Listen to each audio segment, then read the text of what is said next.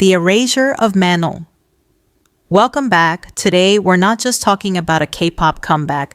We're talking about a systematic erasure that is happening right in front of our eyes. If you've been on TikTok, X, or Weverse in the last 24 hours, you know the atmosphere is beyond tense. We are breaking down the Manon situation into 3 acts.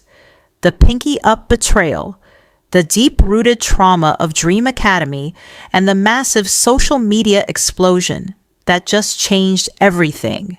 Let's get into it. Act 1. The pinky up betrayal. 6 seconds and the stolen voice. Let's start with the facts, and honestly, they are insulting. Katseye just dropped pinky up. This was supposed to be the moment they solidified their global status.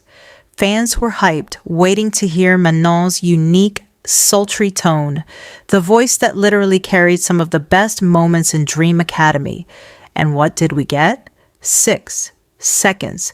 6 seconds is not a line distribution.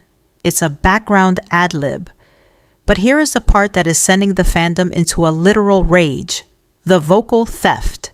There are reports coming out that Manon actually did record full verses for this track. She was in the studio, she put in the hours, she laid down the tracks.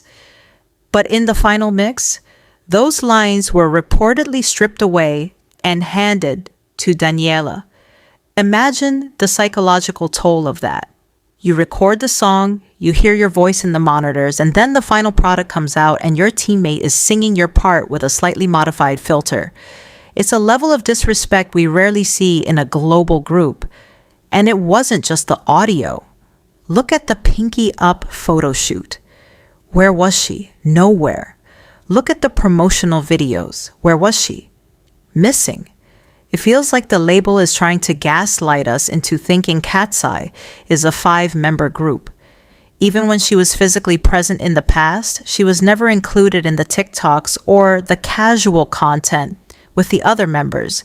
She was isolated in the frame, and now she's being isolated from the music itself. Act 2. Dream Academy, the blueprint for mistreatment.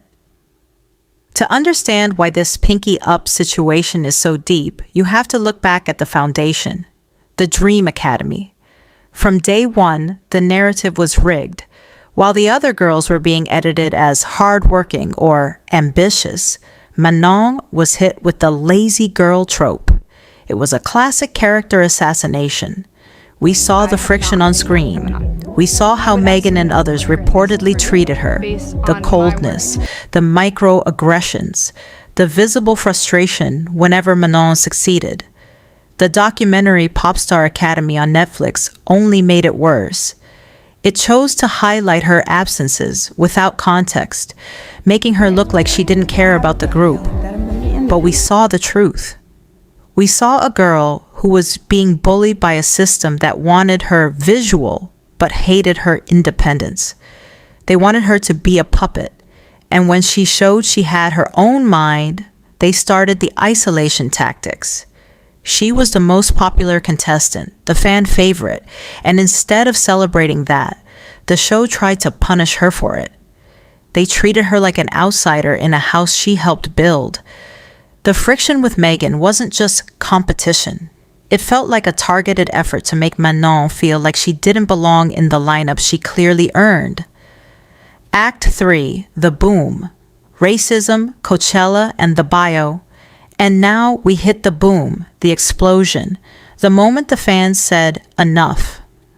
We have to talk about the elephant in the room, the blatant racism and colorism. Manon has been subjected to a level of scrutiny that is disgusting. People attack her skin tone, her features, and her attitude in ways they would never attack a member like Lara. Why is it that Lara is allowed to be bold, but Manon is labeled difficult?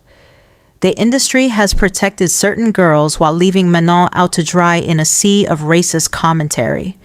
Then came the final insult, Coachella 2026, one of the biggest stages on the planet. The group is out there, performing, taking the spotlight, and Manon is sidelined.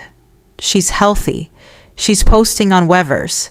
There is no medical reason given. She was simply left out. The fans reached their breaking point this morning. Manon did what we all feared. She officially removed Cat's Eye from her Instagram bio. She didn't announce it. She didn't make a scene. She just hit edit and erased the group that has been erasing her for months. It's a nuclear signal. It's the sound of a star reclaiming her name because the label refused to give her the respect she's owed. What's next? This isn't just a fandom war anymore. It's a movement. You cannot build a global group by silencing the person who represents the world. In my next video, I'm going to be doing a deep dive into the new group Hybe is launching, the one featuring former Dream Academy contestant